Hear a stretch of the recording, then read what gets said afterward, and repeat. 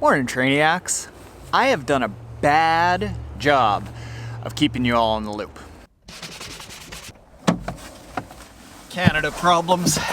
It's not that I've intentionally held back anything, but I have not told you at all about my plans for how I'm training right now and what my goals are next year.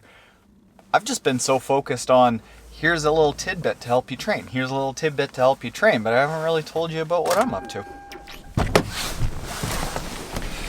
So, let's have a little update chat here today. I'll talk about what I'm doing with swim, bike, run, and then some of the big projects that I've got going on, and what I think that I can accomplish as far as race times and a little bit of businessy things that will affect you in 2019. Let's do it.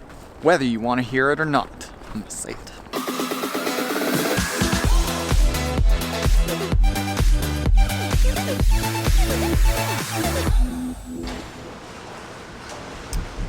$3,300 meters. So, swimming. Yes, I am still doing the Tower 26 swim program. Now, Tower 26 has 4 workouts a week, 2 of them being A workouts, not to be missed, one of them being a B workout, which is like the third option. That is still kind of important, but less so than the 2 A workouts, and then a recovery workout. What I'm doing with Tower 26 at the moment is I have stepped up in the off season from around 1,500 meter swims just to be active to up until this week, I was doing 2,600 meter swims. Now I'm in the strength building phase, so I've got to start getting pretty specific and upping the intensity and the volume. So I'm at around 3,300 meters. And then come race season, middle of January, I will increase to the full swims that are 4,000 to 4,500 meters for the key swims. I'm only doing the recovery swim and the 2A swims. Subbed out the B swim for swimming with my pal Super Dave's high performance group, the Winburn Triathlon team, because it's hard to get pool space here on the weekend, and it's never a bad idea to really add some greasy fast speed. And trying to keep up to high performance young folk, it's tough.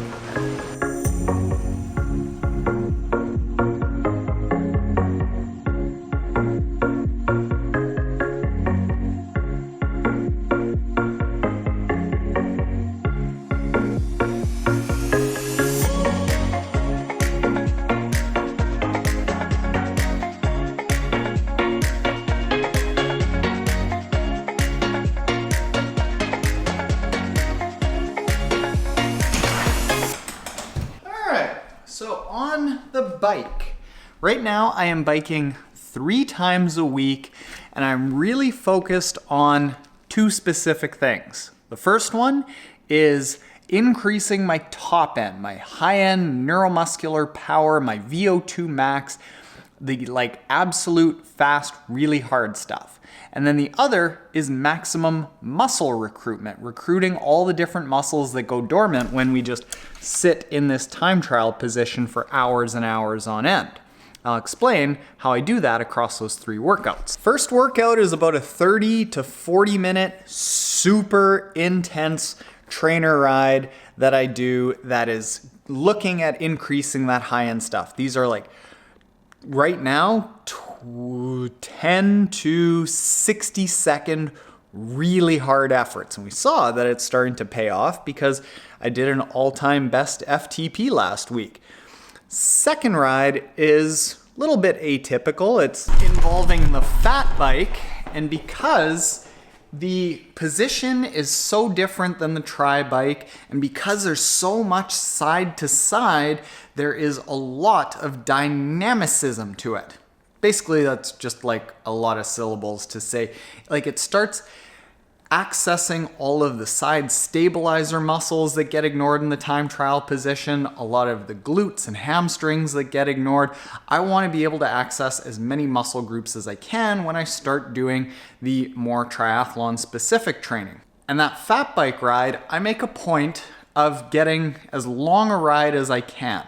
So this Sunday, we're going to be doing a 2-hour ride with the group. Well, I'm also going to ride to the group and ride back to get it close to about 3 hours. But at this point in the season, we're talking 7 months away from Challenge Roth, a long full distance race. I'm not too terribly worried with doing really big volume. Third ride, that's a game time decision. I'll explain. Third ride, that is dictated by this. I'm starting to do heart rate variability tracking, and the third ride, it is either a 1 hour very low intensity recovery ride done on the trainer, or a higher intensity VO2 max focused on zone 4 style training. If my heart rate variability is high and I'm really ready for another day, I do that more intense. If my heart rate variability is very low, I do the less intense and recover. And why we do that is because heart rate variability studies have shown as much as a 4 to 5-fold increase in the improvements that even elite cyclists have seen. So we start testing that out. I am a bit of a guinea pig for you. What about the running? Oh, the running. As far as the run goes, the run was going to be the number one key thing that I wanted to focus on improving over the course of the winter season. Wanted to run a little bit more, but very quickly what I found out was my body is not ready to run more. And when it comes to running for triathletes, it's more important that we listen to our body than we push through it and get injured. That makes you slow. So what I'm doing as far as running is 3-ish runs a week. What I'm doing right now is one day I have a high tempo, kind of like a steady effort, but let's call it like 80 to 85% of aerobic sort of perceived exertion. This, however, is a water run. So I'm in there for about 40 to 45 minutes. So it's getting up that high-end aerobic effort. Heart rate somewhere around 130 in the water. That's actually fairly intense. Doing nasal breathing in the water. So really putting a lot of stress on my cardiovascular system. Then on another weekday, I am doing what we're doing right now, which is chaos. Very intense run. Anywhere in between about 25 and 40 minutes, really top end speed, just like the bike, but for short bursts. Right now, I'm at the start of my strength building period. So the way that I'm building strength is, as you're going to see right now, a series of 8-second hill incline max efforts. Muscle recruitment, lots of muscle recruitment. And then on the weekend, a long run, which is right now only about an hour. We are going to hopefully build that up to somewhere around an hour and a half, hour 45-minute cross-country ski, ideally, to cross-train a little bit for running, and then starting about 6 weeks from half Ironman Puerto Rico, we'll translate that into a long run. Over the last couple of years, I don't know, I think I'm about 50-50 for a totally injury-free run build in the last 4 years. I've got to be very careful, and I think that if I put health and overall fitness ahead of run-specific fitness, I can keep running with a lot of regularity, and I think just the fact that I have that regularity with running will make me faster than I was last year when I didn't have that run regularity because I was injured in the Achilles. Oh, and with strength training all here, that's an entire other video. I'm playing around a lot with kettlebells, steel maces, and steel clubs, looking for like high muscle recruitment, high tax on the muscle without high load on the muscle. So you get stronger without the risk of injury. I think I might have risked that a little bit throwing around this 300-pounder. I learned.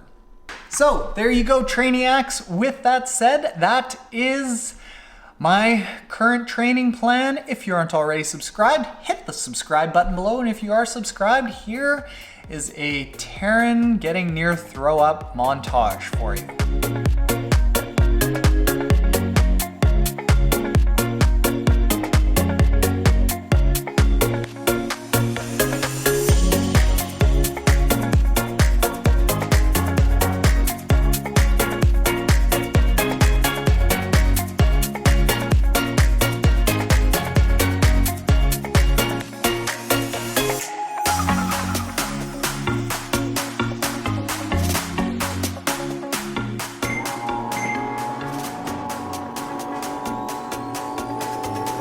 back down.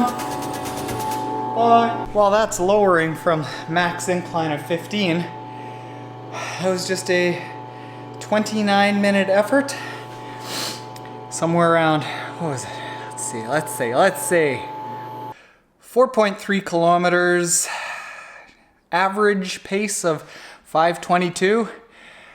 That was lots of fast for really short bursts, and at the end, 8-second bursts, 8 of them, on a max incline building up to 10 miles an hour. Muscle recruitment, lots of it. All right, Trainiacs, if you want more details about my workouts, you want to stay up to date on what I'm doing and like explanations of every single workout every single day and where I'm at in the training plan, go to triathlontaren.com/training log. And every single week, for the most part, I share all of my workouts and why I'm doing them. I'm gonna go fill myself up with some tofu stir fry. I like it, just not after a max effort run. Right?